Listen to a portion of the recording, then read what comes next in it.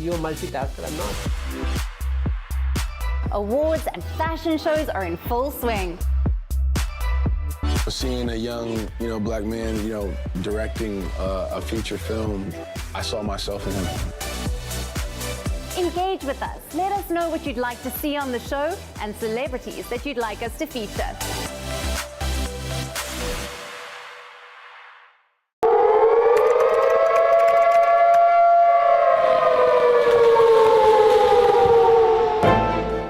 You don't know how to fix the holes in our ozone layer. You don't know how to bring the salmon back up a dead stream. You don't know how to bring back an animal now extinct. And you can't bring back the forest that once grew where there is now a desert. You have ignored us in the past and you will ignore us again. We have run out of excuses and we are running out of time. Show us your faithfulness. Show us your trustworthiness. Show us your honesty. Prove us wrong. We desperately need you to prove us wrong.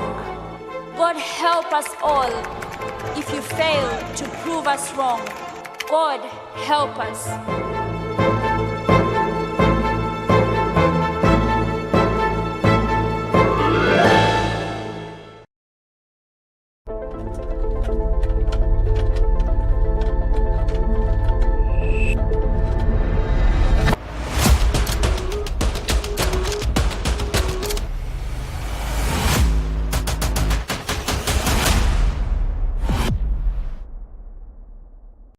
Hello, welcome to This World.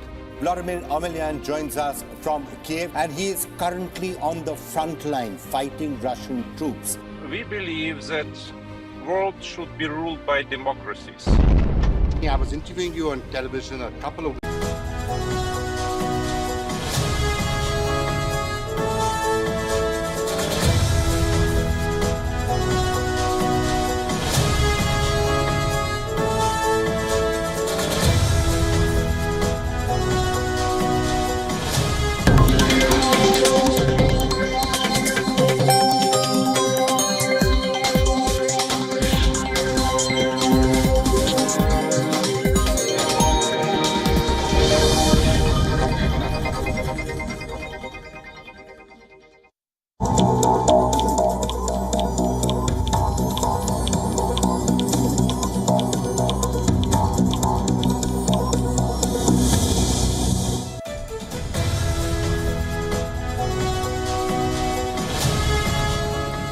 Hello and welcome. You're watching Gravitas with me, Molly Gambhir. Here's a quick look at what's lined up for you on the show tonight.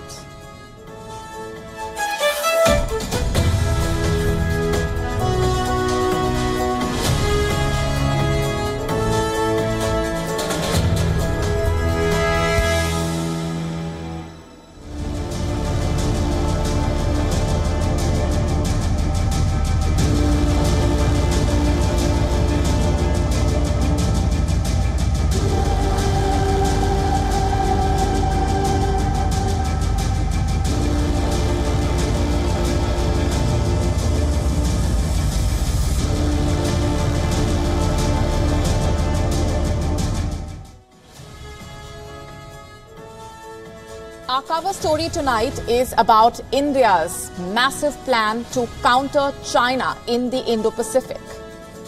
With the former chiefs of India's 3 services in Taipei, India is sending out a very strong message to Beijing. And with this, India is also signaling a bigger role in the Indo-Pacific. On Gravitas tonight, we tell you more about India's strategy. Also on the show for you tonight, the latest on the Niger crisis. What can ECOWAS do in terms of intervention as the clock continues to tick?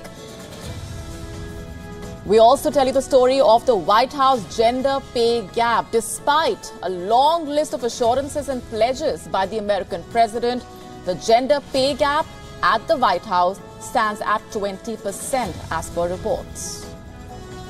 Miss Universe Indonesia contestants allege sexual abuse. What are the claims and what are the organizers saying? It's a shocking story. We decode it for you. The ozone layer hole is forming very early this year. We tell you what the scientists are saying and why this is a matter of concern. The red planet is spinning faster than ever. Why is this happening and what does that even mean?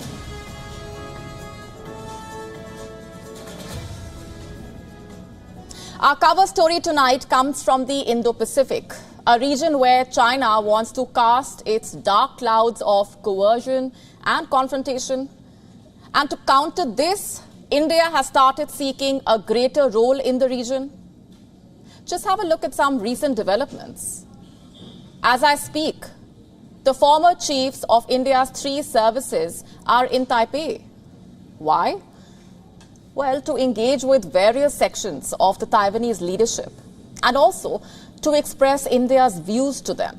And this includes Admiral Karambir Singh, the former chief of the Indian Navy, General M.M. Naravane, the former chief of the Indian Army, and Air Chief Marshal R.K.S. Bhadoria, the former chief of Air Staff of the Indian Air Force. The 3 of them are representing India in Taipei at the Ketagalan Forum's 2023 Indo-Pacific Security Dialogue. And their presence there has resulted in a lot of speculation, especially about India's stand on Chinese aggression against Taiwan. Now remember, the Indian armed forces have been locked in a face-off with the PLA in Ladakh and other places along the line of actual control. Taiwan, for that matter, is also suffering due to aggressive Chinese tactics. And so this move is being seen as India directly backing Taiwan against China. In fact, why just Taiwan? India is also taking a stand against China in the entire Indo-Pacific region. On the 2nd of August, 2 Indian Navy ships docked in Papua New Guinea, the INS Kolkata Guided Missile Destroyer and the INS Sayadri frigate. They embarked on a 5,500 nautical miles for a 2-day visit to the Pacific island nation. And the aim here was to enhance maritime cooperation and security in the region. And this is significant because China is Papua New Guinea's largest trading partner. And a month before this happened, India backed the Philippines in a territorial dispute with China. It revised its position on the 2016 South China Sea arbitration. The revised stance countered Beijing's South China Sea claims and favored Manila. And while doing so, New Delhi reiterated the call for a free, open and inclusive Indo-Pacific and underlined the need for a peaceful settlement of disputes, along with adherence to international law. And that's not all, by the way. India has also gifted an active duty missile corvette to Vietnam, another Southeast Asian country which is involved in a long-standing territorial dispute with China. It gave Vietnam the INS Kirpan, a move which reflected the growing defense partnership between the two sides and their common concerns over China's increasingly aggressive behavior in the South China Sea.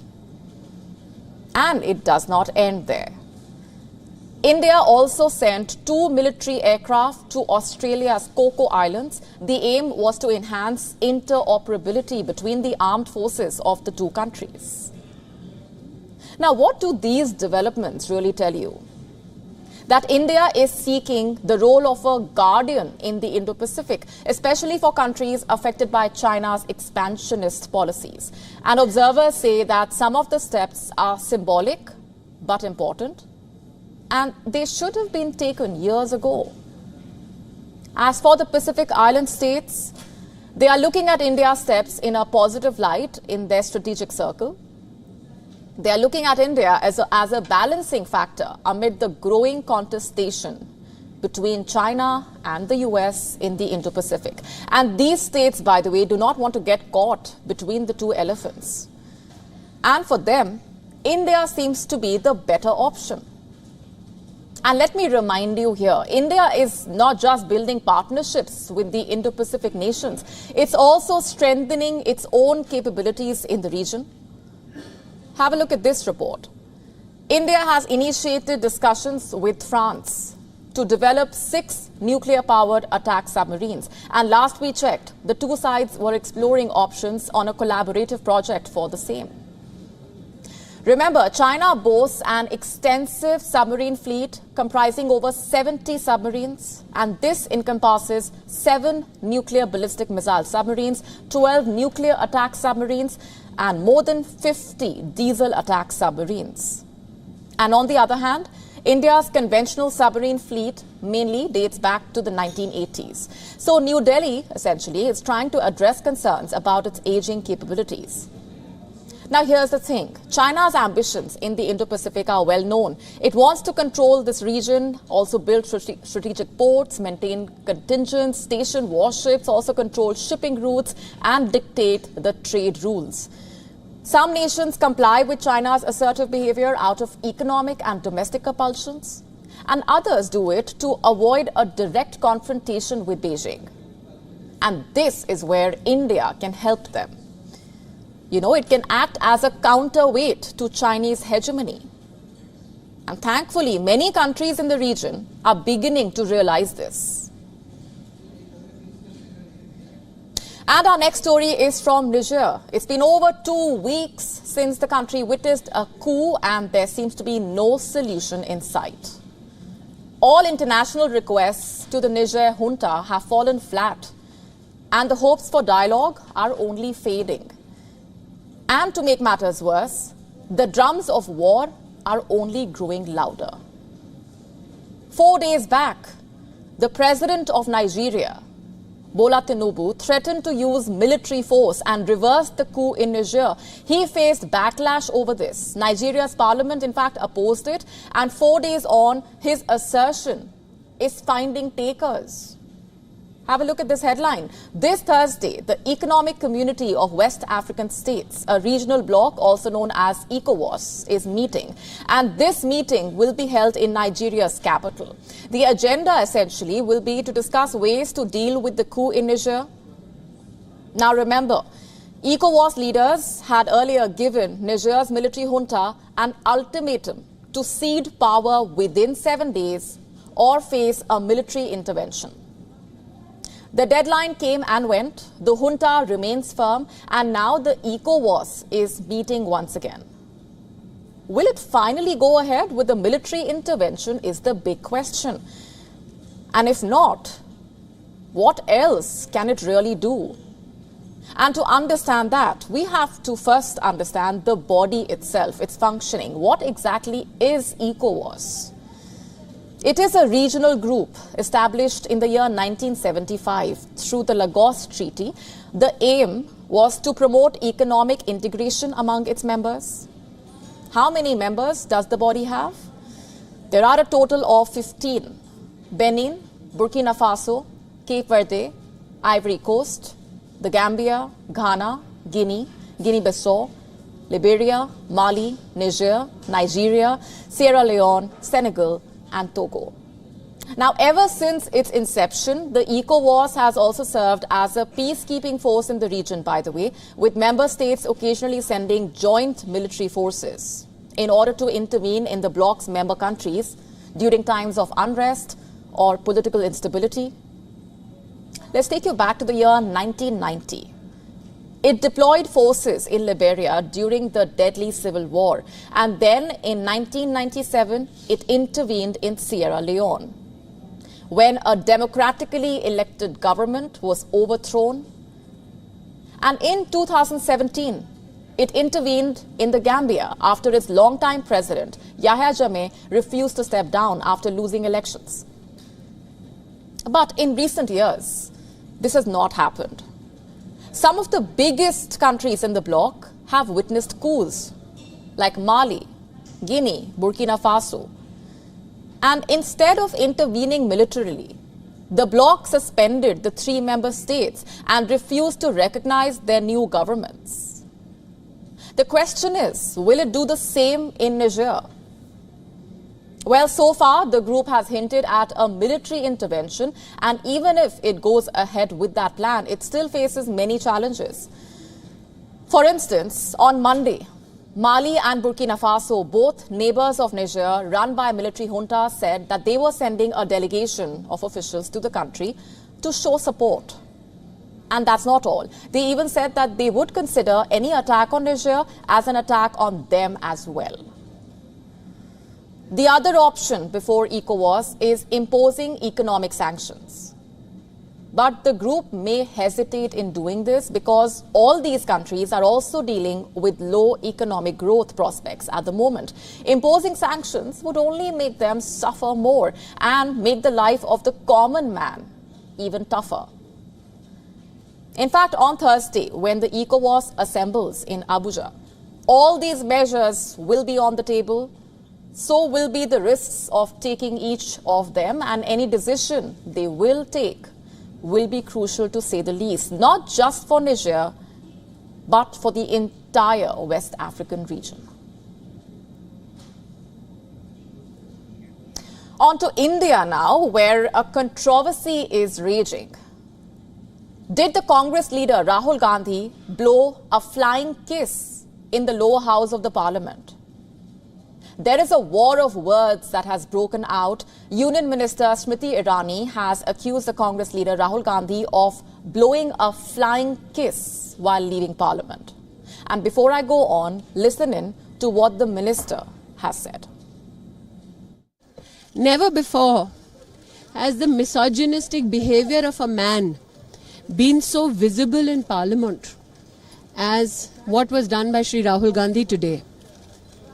When the House of the People, where laws are made to protect the dignity of women, during the course of a session, stands witness to a man's misogyny, my question is, should he be brought to task? The minister has said that only a misogynist man can blow a flying kiss to a parliament that seats women MPs. So what is the Congress saying about all of this? Well, the party insists that Rahul Gandhi was actually gesturing towards MPs of the ruling Bharatiya Janata Party who were shouting slogans. And today, by the way, was a rather eventful day in the Indian Parliament, to say the least. Rahul Gandhi spoke in the lower house, and just for some context here, he was the opening speaker on day 2 of the no-confidence debate in the lower house. Prime Minister Narendra Modi will be replying to the debate on Thursday. In his speech, the Congress leader launched an attack on the Bharatiya Janata Party. कुछ ही दिन पहले मैं मणिपुर गया. हमारे प्रधानमंत्री नहीं गए. आज तक नहीं गए. क्योंकि उनके लिए मणिपुर हिंदुस्तान नहीं है. इन्होंने मणिपुर में हिंदुस्तान की हत्या की है. सिर्फ मणिपुर की नहीं, हिंदुस्तान की हत्या की है. Meanwhile, the Union Home Minister Amit Shah listed out the achievements of the Narendra Modi government. Listen in. मान्यवर कह रहे डीबीटी किसने चालू किया, अब कहेंगे जीएसटी किसने चालू किया, अब कहेंगे गरीबी हटाओ किसने कहा. आपने कहा सब कुछ किया, कुछ नहीं किया हमने है. आप तो कहते ही रह गए, आप तो कहते ही रह गए. मान्यवर 25 लाख करोड़ रुपया इस देश की 130 करोड़ की जनता इसको सीधा प्रसारण देख रही. मैं आपके माध्यम से देश की जनता को बताना चाहता हूं, एक पैसे के कमीशन के बगैर, कटकी के बगैर 25 लाख करोड़ रुपया देश के गरीबों के बैंक अकाउंट में सीधा. And as you may be aware by now, more than 150 people have died, over 50,000 have been displaced after ethnic clashes erupted in the state of Manipur in early May. Rahul Gandhi accusing the government of murdering India and Manipur. Prime Minister Narendra Modi, meanwhile, has stated that the no-confidence motion brought by the opposition will test the confidence of its own alliance. In fact, according to reports, while addressing a parliamentary party meeting on Tuesday, Prime Minister Modi described the opposition bloc as an alliance of arrogance. Now, the latest row over the alleged flying kiss is showing no signs of dying down. after the Union Minister Smriti Irani has accused Rahul Gandhi of blowing a flying kiss while leading Parliament. Women members have even filed a complaint and submitted a letter to the Lok Sabha Speaker demanding stringent action against the Congress leader. And this, by the way, is not the first time that Rahul Gandhi finds himself in the middle of such a controversy. Let's just go back in time. Much before this row over the alleged flying kiss took flight, there was a similar row. That time, it was over a hug and a wink. You heard that right. In the year 2018, the Congress leader hugged the Prime Minister. And wait for it. While returning to his seat, he apparently winked at colleagues. Naturally, this ignited a storm back then, and now there is a row over an alleged flying kiss. And the two sides continue to trade barbs over the events that unfolded in the Indian Parliament. Meanwhile, all eyes are on the Indian Prime Minister's address in the Parliament, and we will continue to monitor those developments very closely. Let's now shift our focus to the United States, a country which likes to project itself as the flag bearer of people's rights, freedom, equality. Well, the situation on the ground is far from that. Have a look at what's happening at the White House itself. The gender pay gap issue there is making headlines around the world. The US president claims to be a crusader for women's rights. But the gender pay gap this year at the White House stands at 20%. Our next report telling you more.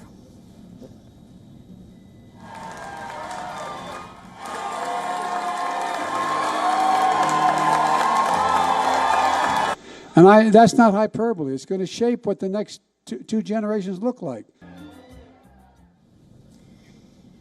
During his 2020 presidential campaign, Joe Biden pledged to close the gender pay gap and fight gender discrimination. In June 2021, he signed an executive order. He called on the Office of Personnel Management to review compensation packages and report back to the president on how to advance equal pay.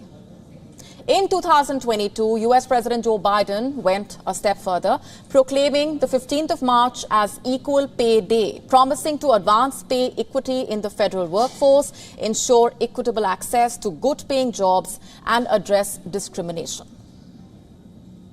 Gender equality is not a women's issue alone. It benefits everybody. That's a fact. It benefits everyone. Our society, our economy, and our country. But despite those pledges, the US president is yet to put his own house in order. The White House. Figures from the annual pay report reveal just how concerning the situation really is. The analysis of the report revealing that under Biden's administration, women staff members on average earn 80 cents for every dollar paid to their male counterparts, and this figure was 89 cents under President Barack Obama in the year 2016. In fact, it fell to as low as 73 cents the following year under President Trump. And incidentally, women hold some of the most senior positions in the Biden administration. A total of 269 women work at the White House, while men account for 179 positions. Yet, analysis shows that the median salary of men in Biden's staff is $105,000, while the median salary of female staff is significantly lower at $84,000. The annual pay report submitted to the Congress, in fact, disclosed the names, positions, and salaries of over 440 staff members. While the difficulty in closing the gender pay gap at the White House speaks volumes, especially for those who view it as gender discrimination and economic injustice, experts believe that if Joe Biden cannot address the problem, then it would be irresponsible for the White House and others to justify new policy proposals. According to reports, over his 35-year Senate career, Joe Biden paid women less than men every single year. In fact, at one point, women working for Joe Biden were paid just 44 cents for every dollar paid to men. And as Biden seeks another term in office, it remains to be seen if he actually practices what he preaches. Shifting focus for now, last week, Indonesia hosted the annual Miss Universe beauty pageant. While there was a lot of glitz and glamour, the participants have now revealed the event's ugly side. 6 finalists have alleged that they were sexually abused by the organizers. 6 finalists. The details are disturbing, to say the least. 2 days before the final event, the contestants were allegedly asked to take off their tops. Why? Because the organizers wanted to conduct body checks. Not only were the contestants asked to strip, they were also photographed topless in a room full of over 20 people, including men. One participant, in fact, said she had been asked to pose inappropriately. She was told to open her legs. First of all, what was the meaning of these body checks? What purpose did they serve? They seem pretty uncalled for. Secondly, why were the contestants put through this humiliation in the first place? What explains photographing them in a way that is clearly uncomfortable and violating? Let me now just read out some of the contestants' testimonies for you. I'm quoting, "I felt like I was being peeked on. I was very confused and uncomfortable. I feel that my rights have been violated. It has affected me mentally. I have had trouble sleeping." That's what another contestant said. So what do the organizers have to say about all this? Director Poppy Capella shared this statement via Instagram.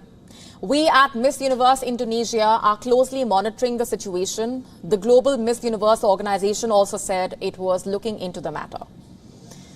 The statement read, and I'm quoting, "Miss Universe takes allegations of sexual abuse and impropriety extremely seriously. Providing a safe place for women is the Miss Universe organization's utmost priority." Now, isn't that what the organizers usually do? Respond when the deed is already done? Launch investigations? Promise solutions? What about the contestants' basic safety to begin with? How is it justified to humiliate them in the name of a competition? It was uncalled for, but it isn't uncommon. For a good 2 decades, former US President Donald Trump owned the Miss Universe organization, and his reputation speaks for itself. The former American president, in fact, has a long history of sexual assault accusations and predatory remarks about women. From walking into a teen dressing room to joking about his obligation to sleep with contestants, Donald Trump is a storied pageant creep. I'm not the one who's saying that. Mr. Trump has bragged about his deeds himself. In 2005, on the Howard Stern radio show, Trump said that as the owner of the pageant, he was allowed to stroll in backstage whenever he felt like it. He said, and I'm quoting now, "You know, no men are anywhere, and I'm allowed to go in because I am the owner of the pageant. And therefore, I'm inspecting it.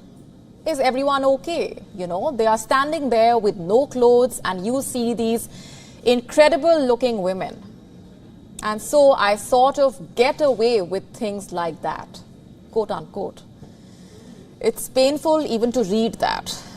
What was he even thinking while making those statements? The first Miss Universe crowned on Trump's watch was Miss Venezuela, Alicia Mercado.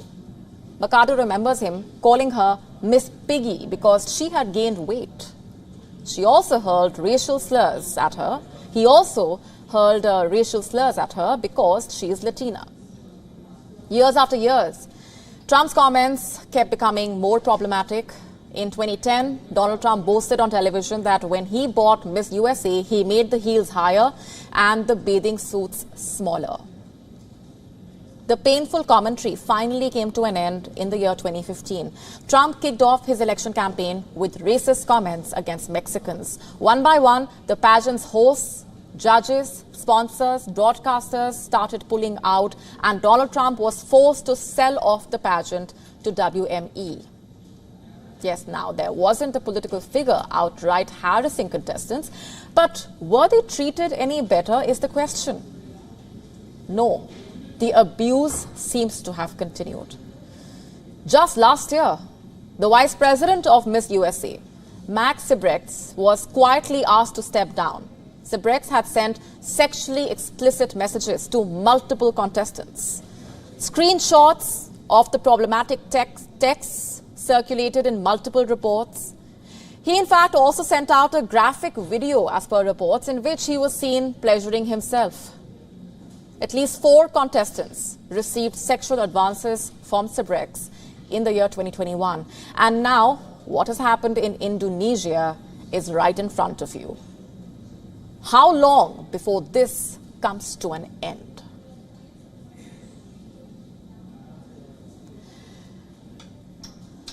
Shifting focus, an Indian parliamentary committee has proposed that the judges of the country's top court and high court should declare their assets. It says this would bring more trust and credibility into the system. Will the judges agree? And what is the committee's argument here? Basically, it says that the people, the public, have the right to know. Candidates standing for elections as members of parliament or legislative assembly are required to do the same, so the judges should do the same. The recommendation was made at a parliamentary panel on law and justice. It was chaired by India's ruling party, Sushil Modi. Let's take you back in time. In 1997, the Indian top court adopted a charter. It was called the Restatement of Values of Judicial Life. It basically lays down judicial standards for apex court and high court judges. This resolution mandated every top court and high court judge to declare their assets and liabilities at the beginning of every year. And later, in 2019, the top court decided to disclose the statement to the public through its official website. However, the full court later resolved to declare the assets purely on a voluntary basis. 55 judges have so far uploaded their assets and declaration on the website. The last update was done back in the year 2018. No judge has declared their assets in the last 5 years. The charter does not have any authority for legal enforcement. It's only a moral obligation. The panel on law and justice also mentioned that India's higher judiciary suffers from a diversity deficit. It says the representation of marginalized sections of the society and women in the higher judiciary is far below the desired levels, that it does not reflect the social diversity of the country. In fact, the panel has also advocated for increasing the retirement age of the judges and called for doing away with long summer and winter vacations. Several committee members pointed out that the long vacations affect speedy resolution of the piled-up cases. Friction between the government and the judiciary is not uncommon. Judges may have their criticism for some of the committee proposals. Will the judges agree to declaring their assets? Shorter vacations. How will things unfold is the question. Meanwhile, we just witnessed the hottest July on record. Extreme weather conditions gripped multiple parts of the world. We've been telling you about this. The level of Antarctic sea ice, in fact, is at a record low. And the news I have for you now is not going to make things any better. The hole in the ozone layer has already started to form this year and is ahead of schedule this time. Let's just first understand what the ozone hole is. It's an annual thinning of the stratosphere's ozone layer. It occurs over Antarctica. Usually the ozone hole begins to form well at the end of September, and it peaks in October and closes in November or December. But guess what? We are barely 10 days into August and the hole has already started forming. You may already know how important the ozone layer is. It absorbs the harmful ultraviolet radiation from the sun. But excessive release of ozone depleting chemicals can lead to holes in this very layer. You see, the Earth's atmosphere is continuously stirred by winds, and as a result, ozone depleting gases get mixed throughout the atmosphere. It does not matter where they are actually emitted. Due to specific meteorological conditions, the effect is more prominent over Antarctica. The ozone layer thins and a hole is formed every year. Back in the 1990s, the ozone hole was a pressing global crisis issue, but over time it has been quote-unquote healing.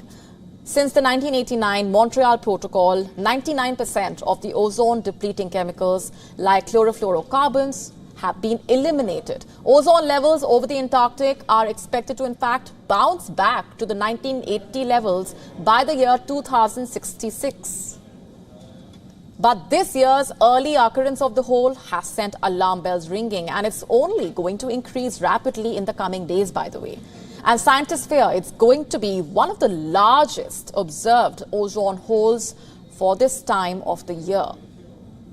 The most rapid growth of the ozone hole occurred in the year 2000, and this year's development is comparable to that. The question is, why is this happening? Is it because of climate change? Has there been an increase in the release of chlorofluorocarbons, or is there some other reason? Well, scientists are blaming this on the eruption of Hunga Tonga volcano. The volcano injected an unprecedented amount of water vapor into the stratosphere. It's about 3 times more than usual. And more water vapor leads to the formation of ice clouds in the stratosphere. These ice particles collect ozone-destroying molecules and ultimately accelerate the formation of the ozone hole. What is the impact going to be is the next question. As I told you, the ozone hole would allow sun's UV radiation to reach our planet. As more UV radiation reaches Antarctica, the ocean would heat up even more and more ice would end up melting. And like I said, Antarctic sea ice has hit record lows over the last 2 years. So a bigger ozone hole is not what we need right now at all. It's going to make matters worse. And it's not just the ozone hole. The eruption of the Hunga Tonga volcano is also going to have impact on the environment. This includes higher than usual surface temperatures over large parts of the world. And they are going to continue until the end of this decade. The only consolation, yes, there is one, the effect is not going to stick around for centuries like climate change.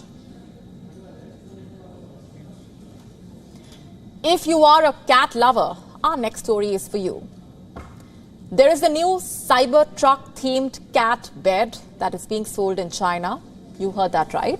It's priced at around $12. It's made of moisture-resistant cardboard and it comes with a built-in scratch board. Who is selling it and why? Our next report answers those questions. The internet is home to many strange things. Products for just about any function or purpose. Here's a new entrant, a Cybertruck-themed cat bed made entirely of cardboard. Its official name is the Cybertruck Multifunctional Corrugated Cat Litter. Guess who's selling it? Tesla. Yes, this product is part of Elon Musk's company merchandise. It apparently mimics the design aesthetic of Tesla's Cybertruck, a bulletproof electric vehicle which is designed to look like a cross between a pickup truck and a stealth fighter jet. The vehicle has divided opinions. Perhaps this Cybertruck cat house can boost its sales. But the thing is, this product is only being sold in China so far. Why is that? No one knows. Or perhaps we do, given how China is Tesla's second largest market. If we speak of the product, it has a weight capacity of around 15 kilograms, so it can even support heftier cats. It is priced at around 89 Chinese yuan or approximately $12. It's made of moisture-resistant cardboard and comes complete with a built-in scratch board. Now here's the thing, Tesla's venture into the realm of quirky merchandise is not new. The company has a history of introducing unrelated products alongside its core electric vehicle offerings. For instance, take the Tesla Tequila, a premium liquor with a price tag of $420 per bottle. Or this cyber whistle made of stainless steel, which can only be purchased with Dogecoin. Besides this, other offbeat items in Tesla's catalog include this $100 Giga Texas belt buckle adorned with the phrase, "Don't mess with Tesla."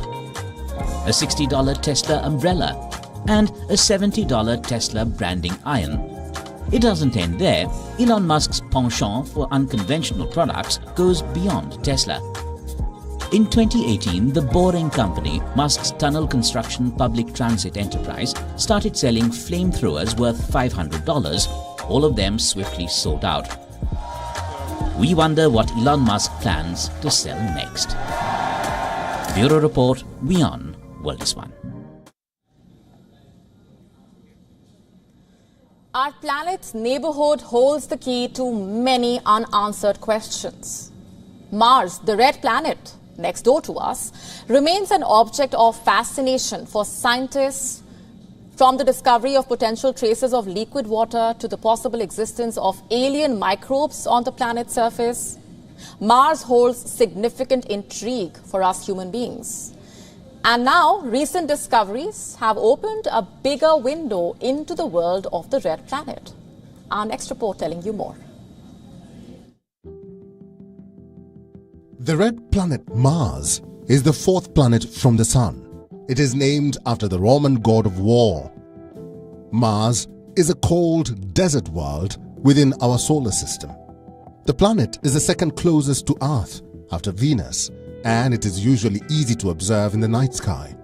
Space missions have shown us that Mars once had liquid water on the surface and could have been hospitable to life as we know it. But that was a possibility at least 2 to 3 billion years ago. The planet with 2 moons is also the most explored celestial body. We have sent more spacecraft to Mars than any other world beyond Earth. At the moment, there are 11 missions operating on or around the planet. But now scientists have made an interesting discovery. New details have emerged about how fast the planet rotates and how much it wobbles. Studies have revealed an unexpected acceleration in Mars rotation. This is presenting a complex situation for researchers trying to find out the underlying cause behind it. NASA's InSight lander spent a 4-year tenure on the Martian surface before its power reserves depleted in December 2022. This analytical approach unveiled a startling revelation that Mars rotation is undergoing an acceleration of approximately 4 milliseconds, which is just a fraction of a millisecond every Martian year. But Mars doesn't have a large moon and it isn't geologically active, so why is it speeding up? One strong possibility is that the interior of Mars is sloshing around. The findings also suggest that the core of Mars doesn't have a uniform density, but rather layers of varying density. While the reason for the hastening in Mars's spin isn't very clear, it could have to do with the ice accumulating on the polar caps.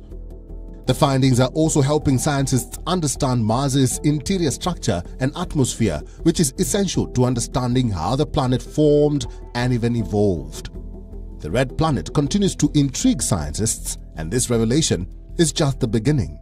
The InSight data will be mined for a long time, and we are probably going to get to learn a lot of new things about our neighbor in the coming years, as NASA plans to send humans to Mars.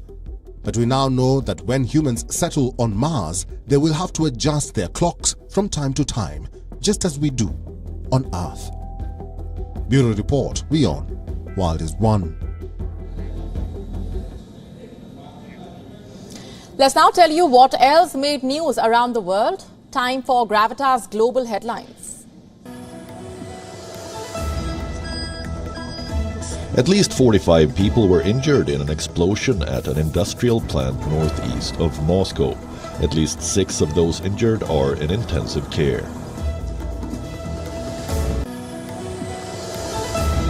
The UK has announced a deal with Turkey to enhance cooperation on tackling illegal migration. Turkey police will be creating a new center aimed at disrupting criminal networks organizing illegal journeys. South Korea issued its highest alert as heavy rainfall from Typhoon Kanun pounds the country's southern regions on Wednesday, forcing authorities to cancel all flights to the Jeju Islands. 11 bodies were found and 2 people were missing after a fire in France tore through holiday lodging for a group of adults with learning disabilities. An incident the president calls a tragedy. NASA has unveiled its Orion spacecraft for the Artemis II space mission at the Kennedy Space Center in Florida. The mission will take a crew of 4 astronauts to the moon and is scheduled to launch in November 2024. 8 South American countries agree to launch an alliance to fight deforestation in the Amazon, vowing at a summit in Brazil to stop the world's biggest rainforest from reaching a point of no return.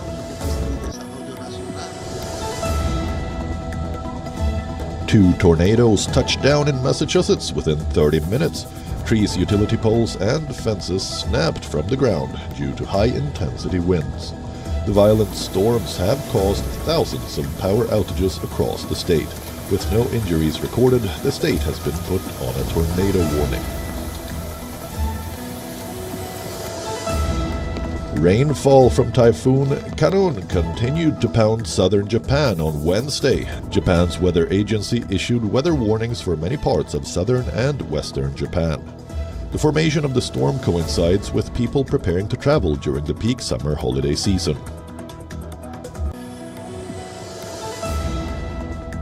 Caroline Wozniacki has made a winning return to tennis after a 3-year absence. The former world number 1 saw off Australia's Kimberly Birrell at the Canadian Open to set up a second-round showdown with reigning Wimbledon champion Marketa Vondrousova. The marquee India vs Pakistan clash at the 2023 ODI World Cup has been officially rescheduled to October 14th. It was originally set to take place on October 15th. The match will still be played in Ahmedabad. It is one of 9 World Cup clashes to be rescheduled.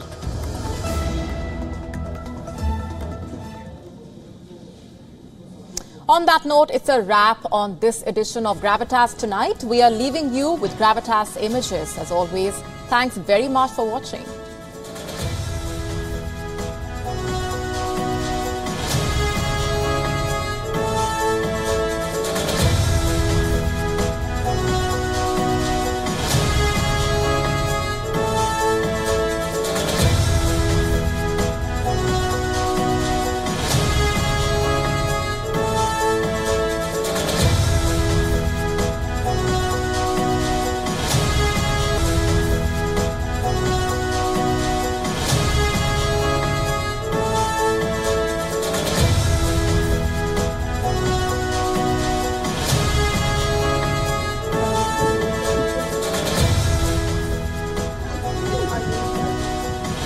Yes, I will have her give you a call as soon as everything's in the clear. You're welcome.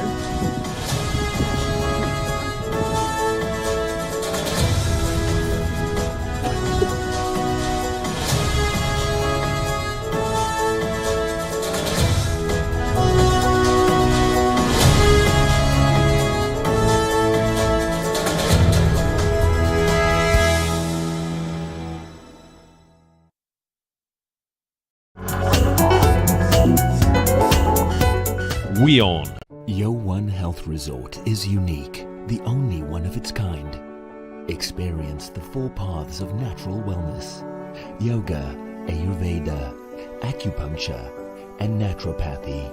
Each uniquely customized program